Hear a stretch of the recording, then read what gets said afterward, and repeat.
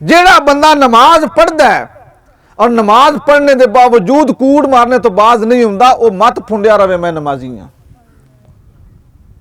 जेड़ा शख्स नमाज पढ़दा और नमाज पढ़ने के बावजूद बंदियां गाली कढ़दा है, गिला करदा बंदियां दा, बंदियां ते जुल्म कमांदा है, बेहयाई करदा है, वो मत खुश रवे मैं 5 टाइम दा नमाजी हाँ। ना, ओदी नमाज ने उन्हें कख फायदा नहीं दिता।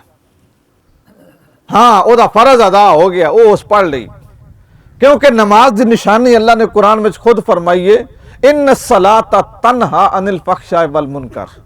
बंदिया नमाज वो है जिहड़ी तेनू बेहयाई ते बुरियां कम्मां तो रोके। जे उन्हें रोकिया नहीं तो फिर कोई फर्क तो है ना, या नमाज गलत है या तू गलत है। तो नमाज वाले कुरान दे विच पढ़ो आख छड़िया ला रही बाफी, ये एक एक लफज विच कोई शक नहीं है। फिर गलती कित्थे आ गई? गलती आ गई साडे कोल।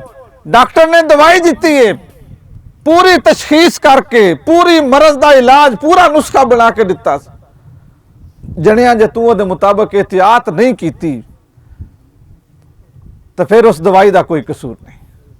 फिर कसूर किसदा है? फिर तेरी अपनी जात है।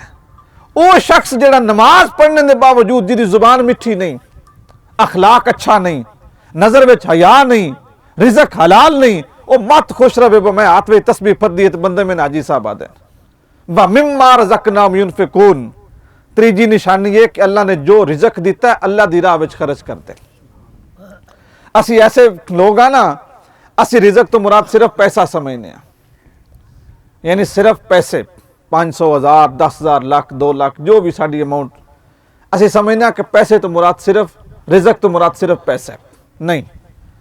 अल्लाह दी जात ने जेड़ा तुहानू जिस्म दिता है ना, ये सब तो बड़ा पैसा है। एक बंदा पैदाइशी तौर पर अगर लंगड़ा है ना, लूला है, खरबपत्ती भी होवे लत नहीं खरीद सकता। कोई अन्ना है ना, अख नहीं, जितने मर्जी रुपये ला लवे अख नहीं लै सकता। अगर वह एक हाथ ही नहीं, वो हाथ नहीं खरीद सकता। सब तो बड़ा रिस्क है जिस्म। सिर्फ ये ना समझो मेरे को उंज गुंजाइश थोड़ी है, मैं तो 500 का दिहाड़ीदार हाँ या 800 का या 1000 का, मैं की खर्च करना है? अल्लाह दे बंदे सब तो वड्डी कीमती चीज तुहाडा जिस्म है, इनू अल्लाह दे राह विच खर्च करो। सिर्फ एक दोनों हाथ की मिसाल दे देना, इस हाथ नाल तुसीं किसी का गिरेबान भी फड़ सकते हो तो किसी की डट्ठी हुई पगड़ी चाकू दे सिरे ते भी रख सकते हो। दोवें काम एक ही हाथ नाल, चूंकि टाइम बहुत थोड़ा है। तुसीं इस रिस्क नूं अल्लाह वास्ते खर्च करना चाहो ना, एक ही दान गिरेबान फड़ के पाड़ भी सकते हो इस हथे नाल, एक दी डट्ठी हुई चादर चा के उहदे मोढे ते भी रख सकते हो। ये तुहाडे उत्ते ऐ जुबान है, इस जुबान नाल तुसीं दो भरावां लड़ा भी सकते हो तो दूं दी सुलह भी करा सकते हो कि नहीं? यही अख है, इस अख नाल तुसीं गुनाह वाले काम वेख भी सकते हो और इस अख नूं गुनाह वेख के नीवियां भी कर सकते हो। यह भी अल्लाह दी बारगाह विच रिज़क दा खर्च करना है। अल्लाह ने तुहानूं अकल दिती, दिमाग दिता है, शऊर दिता है।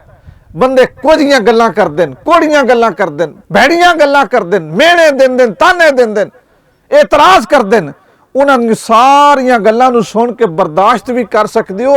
यह भी इस अकल दी ज़कात है, इस अकल दी ज़कात है। मेरे को एक संगी आया, मैं उन्हें एक अपना वाकया सुनाना। मैनू आदा उस्ताद जी मैनू कुछ समझ नहीं आती, तुसीं इतने काम करते हो तो मैं जिस वेले तुहानूं मिलदा तुसीं रिलैक्स भी होंदे हो। वह कोई नहीं तुहाडे उत्ते काम सवार नहीं होए होंदे, तुसीं काम भी इतना करते हो, इतने तुहाडे फंक्शन ने या मामलात चलते ने पे, तो की वजह है, किवें कर लेंदे हो? मैं उन्हें आख्या तेरे ज़हन में की सवाल की है? करने तो फिर ज़ाहिर है बंदे काम करते ही नहीं पे, तेरे ज़हन में सवाल की है?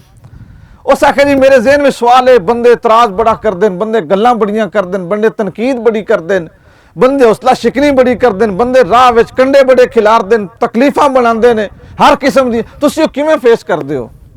मैं सिर्फ एक गल की, मैं उन्हें आख्या लोगों का हसद, लोगों दी तकलीफां, लोगों दी गालां, लोगों के मेहने, लोगों के उलामे, लोगों दी गल्लां, लोगों की तनकीद, ये सारी दी सारी कामयाबी की ज़कात होंदी है।